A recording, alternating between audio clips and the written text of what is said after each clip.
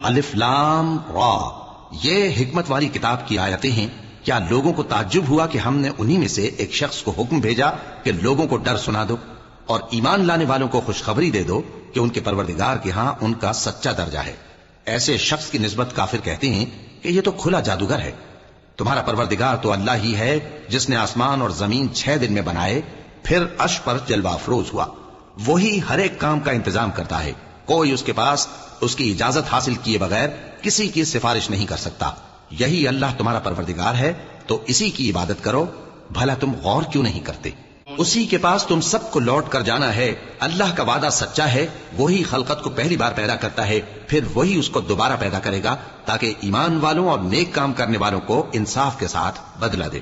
اور جو کافر ہیں ان کے لیے پینے کو نہایت کھولتا پانی اور درد دینے والا عذاب ہوگا، کیونکہ وہ کفر کرتے تھے۔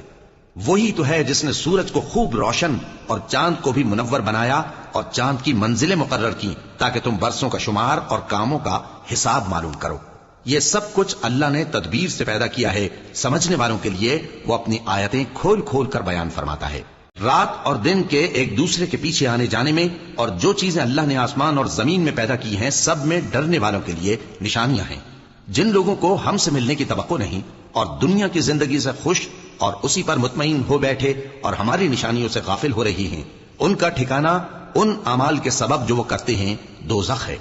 اور جو لوگ ایمان لائے اور نیک کام کرتے رہے ان کو ان کا پروردگار ان کے ایمان کی وجہ سے جنتوں میں پہنچا دے گا، ان کے نیچے نعمت کے باغوں میں نہریں بہ رہی ہوں گی۔